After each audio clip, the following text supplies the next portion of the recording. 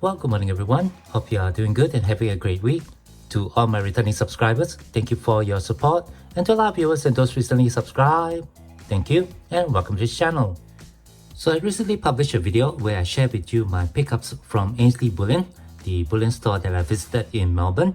And in that video, I showed you the Ainslie 1 ounce silver bar.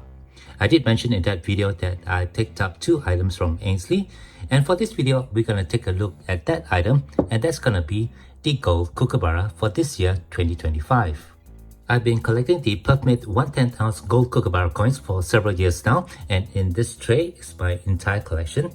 And before we take a look at the brand new Kookaburra for this year, let me just do a quick recap on all the gold Kookaburra coins that have been issued. The first gold Kookaburra for this series was issued out in 2020.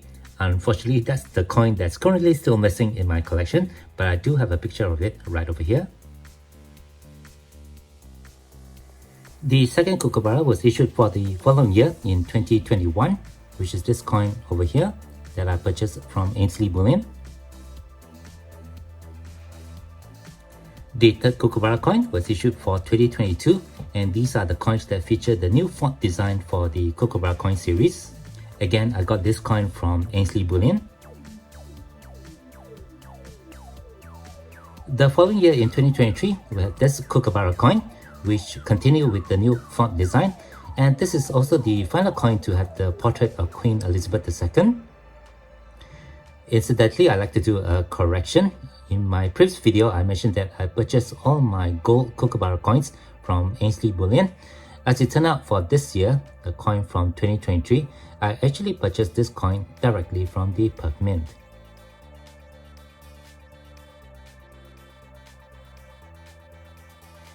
And here we have the coin for 2024, which is where the Perth Mint celebrated its 125th anniversary, and this is also the first coin to feature the portrait of King Charles III.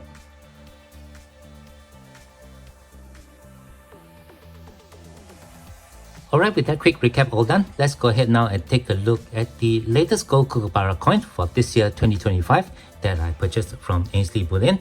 And at the end of this video, I'll share with you why I believe that this is probably the best fractional gold coin that you can choose to collect for your gold stack. But before we take a look at that coin, I'd just like to put it out there that I do have a crowdfunding page on Buy Me a Coffee, the link of which you can find in the description text on my YouTube homepage. So go ahead and click on that, go and have a look, and I would appreciate any support that you guys can give, as this channel here is not monetized. Alright, with that all done, let's go ahead and take a look at some Kookaburras. Alright, so here's the coin in question, along with its silver equivalent. As you can see, the designs of both coins are essentially the same, with the exception of course of the silver preview mark that you see over here, which is plain on the 1/10 ounce gold coin. These gold coins are struck in 495 gold that have a weight of 3.11 grams or 1/10 of a troy ounce, a diameter of 16.6 millimeter, and a thickness of approximately 1.8 millimeter with a fully reeded edge. A mintage for these gold coins, as with all the other gold Kookaburras that have been issued, is limited to just 15,000. Right here on the obverse, we have the portrait of King Charles III designed by Dan Thorne. You can see his initials are just over here at the bottom of the truncation. The portrait is facing to the left and is in polished mirror finish set on the matte background, and surrounding the portrait we have the legend Charles III, Australia, and a face value of $15. All the coins are struck in metal orientation, so when I flip it to the reverse, we can now see the design of a Kookaburra perched on a branch done by Sean Rogers. His tiny initials SR is just over here on the branch. And while I have this coin zoomed in, I just point out the P letter mint mark for the Perth Mint and the composition and the year of issue for the coin. It reads over here 2025, 1/10 ounce 495 gold. And here we are zoomed out, and just above the Kookaburra we have the name of the coin, Kookaburra, and just below that we have the words 35th anniversary. This coin does celebrate the 35th issue of the very long-running and successful Kookaburra series from the Perth Mint. And if we take a look at the design of the Kookaburra itself, just behind in the fields we can see a shining sun.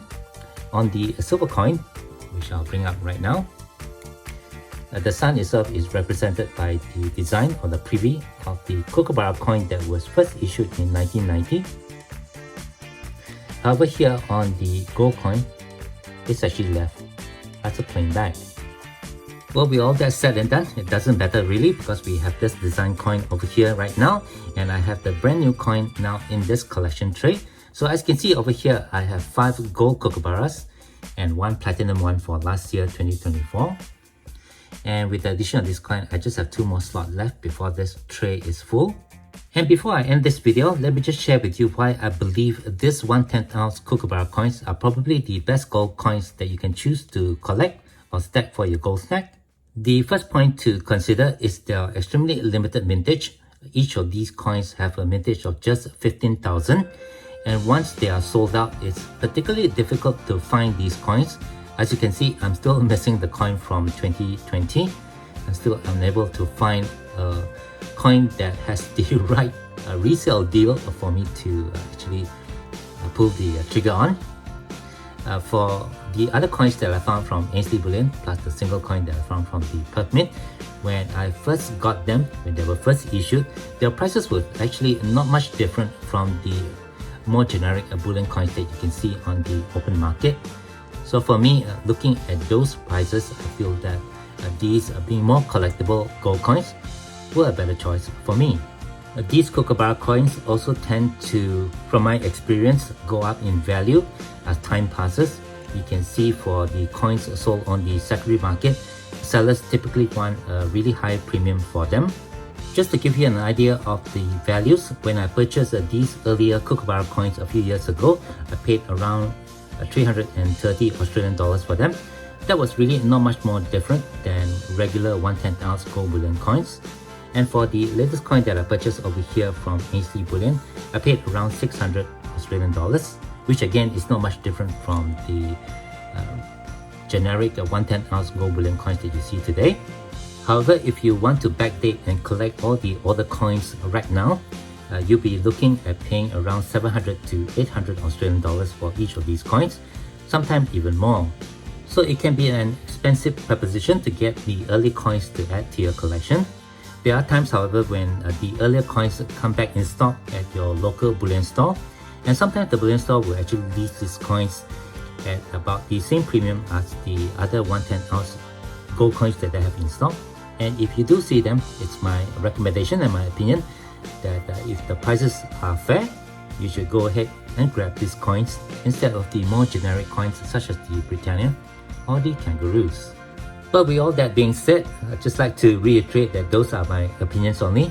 Please exercise your own judgment and your own investment decisions when you are looking to buy these fractional gold coins. And before I end this video, I know that some of you are probably shouting in the comments below that you see a coin that's not 1/10 ounce in this tray, and you will be right. Just over here is my latest addition after getting the Kookaburra coin. This is a 1/4 ounce Australian Kangaroo from 2017 that I managed to score from one of the pawn stores here in Singapore at a really great deal. I actually paid not much of a spot for this gold coin. So that was an extremely great score and a wonderful addition to my fractional gold coin collection. And with that, I guess that will do it for this video. Thank you very much for watching. If you do have any questions or comments, please leave them below. Otherwise, don't forget to leave me a like if you've enjoyed this content, and be sure to hit that share and subscribe buttons down here if you have not done so. As always, from everybody over here, y'all please take care, be safe, and have a nice day.